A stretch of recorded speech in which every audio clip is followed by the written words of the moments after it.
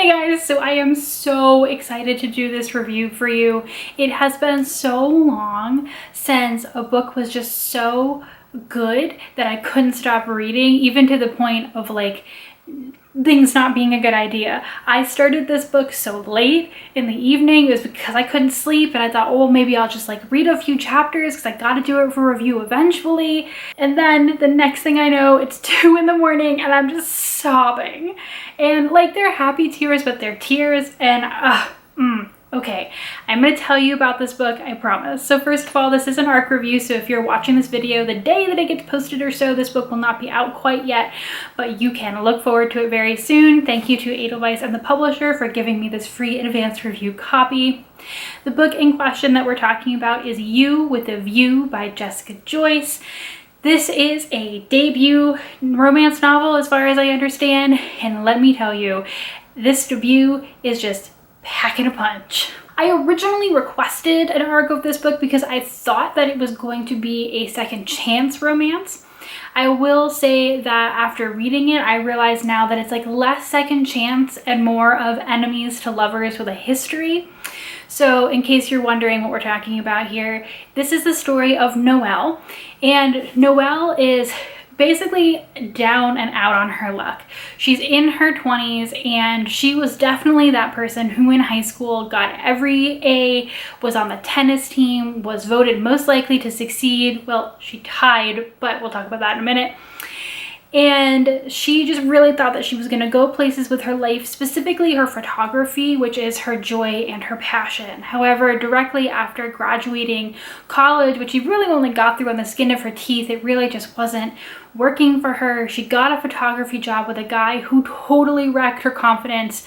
She went into data entry after that, but she's now been laid off from her job and is back at home.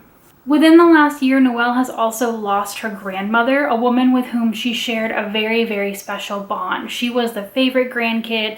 They had, tons of little secrets and stuff like that. And she's really also not been able to process this grief over losing a family member who was so important to her.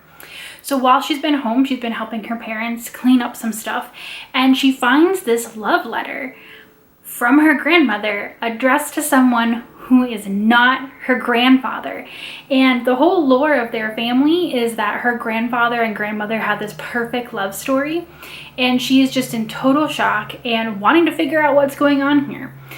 So she makes this TikTok. There's a photo with the letter, and so she makes a TikTok basically asking the internet to help her identify the man in the photo. Someone on TikTok gets back to her and says, hey, that's my grandfather, and eventually they decide that they would like to meet so that Noelle can hear this entire story. So when Noelle gets to the diner to meet up with this grandson and grandfather who have this whole history with her grandmother, she is stopped dead in her tracks. Because who is the grandson but Theo, her nemesis in high school, the guy that she tied with as most likely to succeed, and the guy who, it seems, has it all now, whereas Noelle's life has not turned out as she planned. Theo is the CEO of a major app startup that makes him a lot of money, and he seems to have really just succeeded. And he's the only one of them that really has. So she is just completely flummoxed by this. He obviously didn't realize that it was going to be her either. And his grandfather, who's also there, is kind of aware of this history, but mostly just wants to tell Noelle about how he knew her grandmother. And Noelle's hatred for Theo eventually gets quashed by her desire to learn about her grandmother. And so they kind of sort of make a truce. It turns out that not only was her grandmother in love with this guy, she almost married him. And in fact, they even had their whole honeymoon road trip planned out. And Noelle decides that she wants to go on this road trip, take photography while she goes to try to reconnect with like what she lost and process her grief, and also get back into this thing that she loves. And Paul, Theo's grandfather, says, hey, I'll come with you, and also Theo, you come too. And Theo's like, what? And Noelle is like, what? And cue the most awkward road trip in history. Part of the reason that I thought this was going to be second chance is probably because I've been reading like like a number of second chance romances that are actually road trips. So for example, Bridget Morrissey had one, I think that came out last year, called 1,000 Miles. Bridget O'Leary did one a while ago, just called The Road Trip, and I really loved both of those. I loved the idea of a couple who has all this baggage being trapped in a very tiny space together and like being stuck there to complete a purpose. And so while this technically wasn't a second chance, since Theo and Noelle had never hooked up before, it definitely was that feeling of like, I don't like you, this weird family thing is going on, but also like, I think you're really sexy. In the confines of a car, with the addition of Theo's grandfather being there, which is, you know, a little bit of a stopper on some behavior. This is a single POV romance, and the reason why Theo doesn't get his own narration becomes clear, I think, towards the end when you realize like what's really been up with him this whole time. I didn't mind that so much. I felt that this was really about Noelle and Noelle's need to process grief and her relationship with her grandmother, and finding out that even though they shared such a deep and special connection, that there was still more to learn about her grandmother, who had this whole other life before Noelle really even knew her. Theo is also dealing with his own stuff. You get less access to it because he doesn't have his own narration. You basically just get what he tells Noelle as he begins to open up to her. But I just really loved that, the two of them like clearly trying to like continue to hate each other when maybe they never really actually hated each other, but also they're both processing deep family trauma. Theo's is not related to death necessarily, but a very, very strained relationship with his father. And they're both just trying to emotionally process stuff that's really hard. And they end up basically being forced to help each other because they're trapped on this road trip. I just want to come out and say that my feelings about this book are probably just like very personally emotional. I also lost my grandmother in 2019, and she was someone for whom I also had a very special and deep relationship with. She, much like Noelle and her grandmother, was definitely just one of my biggest supporters, my person. Noelle talks about, you know, not being able to pick up photography because she doesn't want to succeed at it when her grandmother can't see or isn't there. And, you know, I really felt that way. My grandmother always pushed me to get my PhD, and when I finally started it, she wasn't around anymore. And I definitely felt a lot of like very similar things to Noelle, and the book is written so beautifully that at a certain point, like I said in the beginning, I was just crying, which is really, really hard also because my fiance was asleep and I was trying not to wake him up because it was like 2 a.m.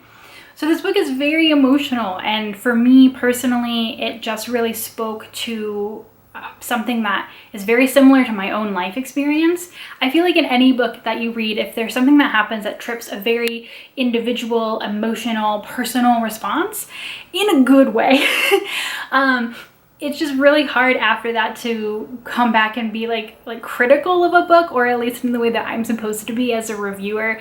And so for me, this book was very personal. It was very emotional. And at a certain point, I was just like, I just love this book because it is making me feel so many emotions. I love the romance, I love the plot, I love the characters and like them finally like coming together.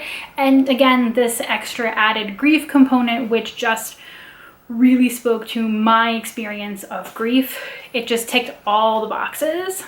Plus, I'm not going to spoil it, but as we all know, there is in romance novels that thing at 75% where you're like, God. And I'm not going to say that Theo and Noelle don't fight, but I felt like their conversation about what happens was extremely emotionally intelligent.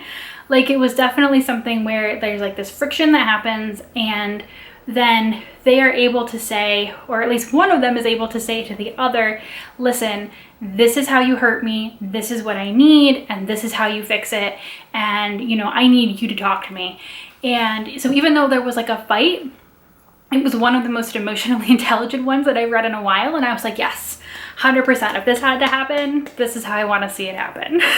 So that's always a really big box in a romance novel. If that can get like check marked for me, I'm just like, yes, amazing. I'm gonna recommend this to people.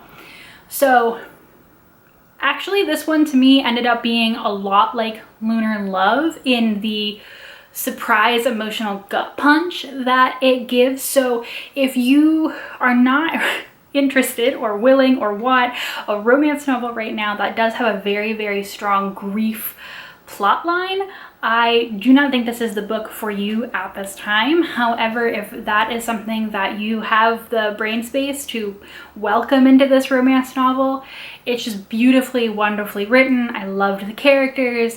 And I mean, when I rated it on both Goodreads and Storygraph, I was just like 5 stars. I can't even pretend that I know at this point how to say something like I normally would about the writing style or something, because by that point I was just like so emotionally attached. So this is an incredibly amazing book. I will definitely recommend to people when it does come out, if you are interested in that grief component to it, with the caveat that this was so emotionally touching to me that you may find other things when you read it, if you don't have the same reaction where you're like, Gretchen, how did you miss this? And in which case I invite you to come back. I would love to hear about it. I just am fully willing to admit that that was not my reading experience. I was just hooked in, and 5 stars all the way. I'm a little bit worried for the next romance book that comes after this because I had such an emotional attachment to this one, but I am still making my Monday romance arc commitments work. It's been over a month now and I haven't missed one yet, so here's hoping I can continue it, and I will try to be nice to the next book if it's not like the same like 5-star emotional gut punch. I'm gonna do it. It's gonna happen. Thanks guys. Bye.